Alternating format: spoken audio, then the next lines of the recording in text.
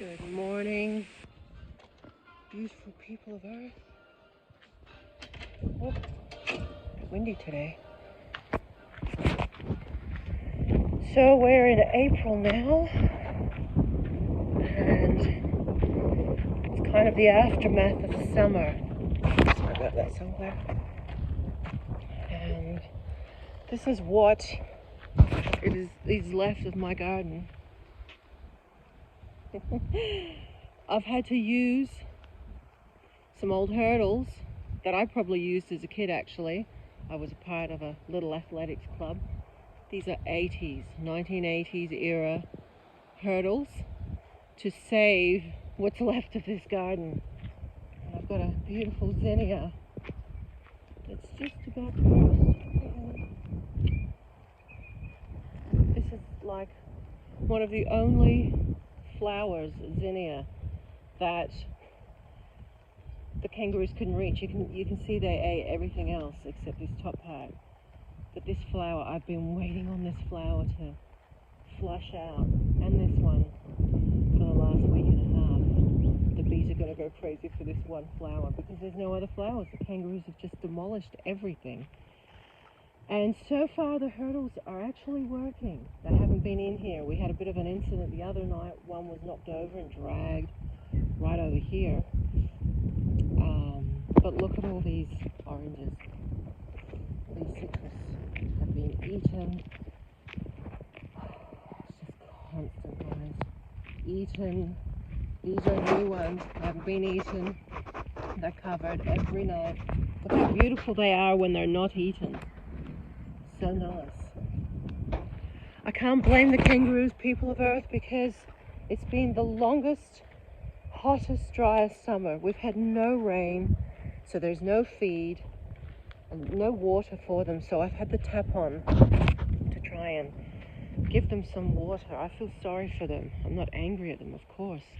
I mean, I don't like that my garden's so damaged, but that's my own fault for not putting up guards to stop them from eating. But then, of course, I feel bad that they're so hungry. And they even had a go at this tomato bush down here, and that's actually one of the last bushes that they've left. It's the tomato bush because they hate them. They leave all the nightshade plants. Tomato, they had a go at it, but they just dragged it and they didn't like it. They left, actually no, they ate the eggplant. They ate the eggplant, but they left the bush. I had a potato bush just come up in my little greenhouse over there. And isn't it funny? It's just so amazing how animals know not to touch these plants. So they didn't touch the potato. I have a clairvoyant feeling that these animals are seeing colors around these plants, colors that give them identification if they are poisonous or not. And the same goes with water. I have this clairvoyant feeling, like this wisdom that's come to me, that if animals are looking for water, I feel like they know where the water is before they can actually see it. And I feel that it comes to them either through sound. They hear water if it's vibrating at a certain frequency, or they can see it. And when I asked Spirit about this, I asked them, I said to Spirit, I'm like, what is it that they see? What is it that they hear? And to me, it's almost as if I feel like there is a mirage around water, because water is the embodiment of consciousness in all its totality. I seem to feel like there is like a sprite or a mirage that comes up, like an energetic sprite that they can see that we can't, most of us can't. They see something that indicates that there's water nearby.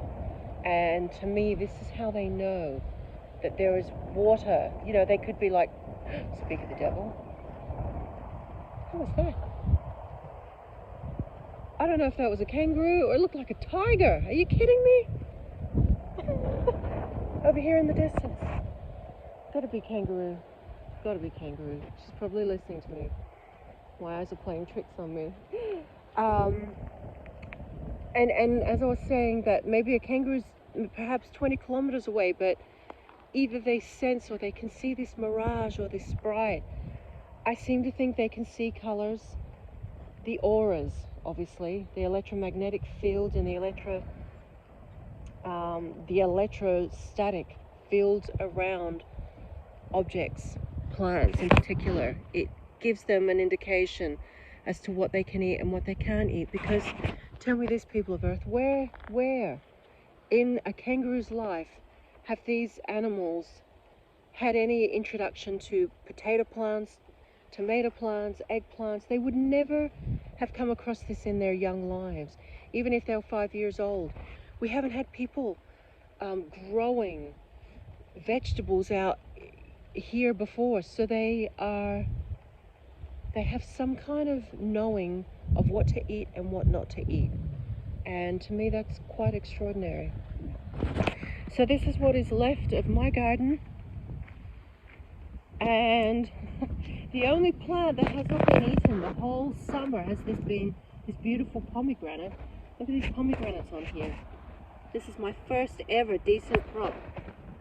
Beautiful pomegranates, you see? Camera. Look at that. They're only little. I mean, you know, put my hand down here. They're only small. But look, you know, this is how it starts. And you know, don't be discouraged. This is a long-term project. Don't be discouraged when you're hit with challenges. I have been hit with so much challenge this summer. Like, all my plants, except for this pomegranate down here, have been eaten. Look at this poor mulberry here. See, they've been pulling down this wire. She's been eaten about 3 times. The other mulberry over here, she's been eaten twice. And since this, I have had to rectify. Look at this. Look, you see? They've been trying to get in there. This has been totally eaten. So I've put these up and covering it with all this mozzie netting. Look at these little footprints down here. This could either be a cat, rabbit. There are definitely rabbits around here as well. So it's been, you know, a huge experience, learning experience. So many challenges, so many frustrating experiences of just having my plants demolished. But that's my own fault. Should have known better. Should have fixed the problem before it even began. Anyway, they've survived. Most of my fruit trees have survived. This little one down here hasn't. I'm devastated that my Azerbaijan pomegranate hasn't survived. She got knocked by that week or 2 weeks of 40-degree heat. I'm hoping she comes back. I can't see much life in her right now. She's really, well, I don't know. She's pretty dry. I could tell before she had life in her, but now, I don't think so. So devastating. And I've had that for years. That's come from Eleanor. But I do have in my cage some cuttings, but I don't think any of them have survived from the pomegranate. One thing that the kangaroos haven't eaten actually is my proteas, which is good. All these little, oh God, I've just slipped on a prickle. That's another challenge that I've had here. Prickles, heaps of them. Ants, constantly eaten by ants. Oh, my feet. Look at my feet. Are you kidding me? Look at this. This is me scratching at night. All these ants. Oh, see these roses here? Demolished. So I've had to cover them These are my roses grown from cuttings or seed. This is a seed rose, so I grew from seed. It's a challenge, guys, you know. Like, animals are always going to eat your plants. You might be in an area where you have deer, rabbits, heaps of rabbits. It's just constant. And then all this front area I've covered with mozzie netting. And I've got some crates there that are covering bougainvillea, which just grows crazy here.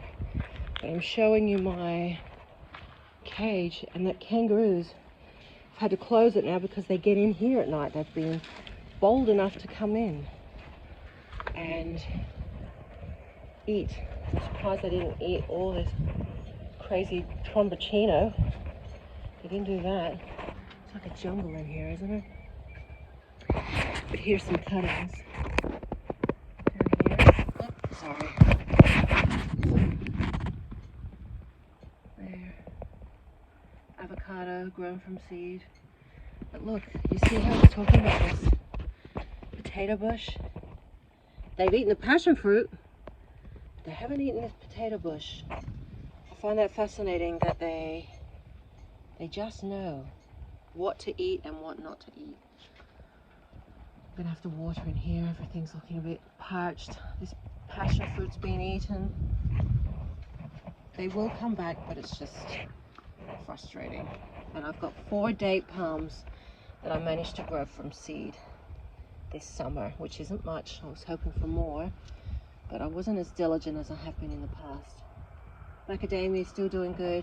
I've got some mulberry cuttings in here, some roses, jasmine. So I'm just gonna, I'm so tempted to pull this out, but I think I may just leave this for the winter, give them a chance to root, and put them in pots like I've got here. You see here, this is actually a cutting, one of my first cuttings of bougainvillea that's been successful. So yeah, people of Earth, gardening has to be one of the most, if not the most rewarding relationship one could have in their life, actually. Just beautiful. I mean, this is the epitome of God in your garden, epitome of divinity. Nothing more pure, nothing more perfect than a flower. Look at this. There's nothing that gives me greater joy than gardening. And it's, you know, you learn about yourself, about nature, about resilience when you garden.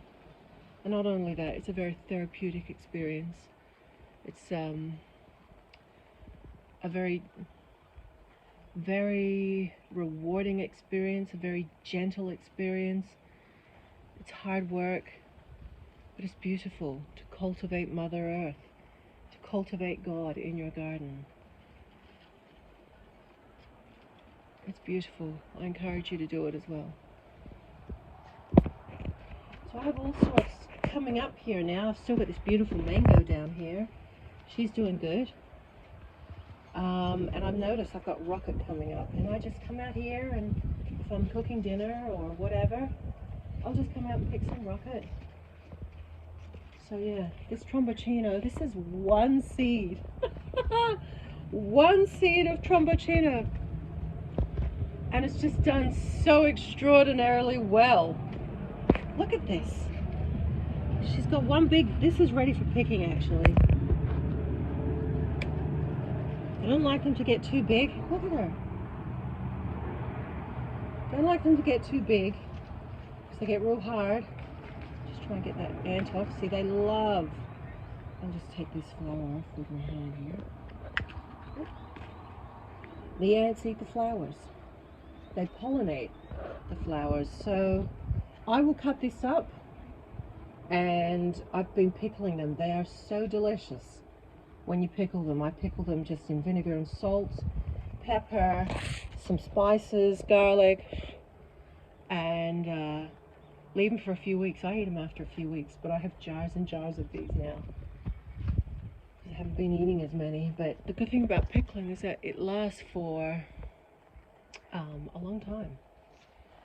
So this is one seed, people of Earth. Look, It's a jungle in here. This is one vine. Look at this one thick, look at this.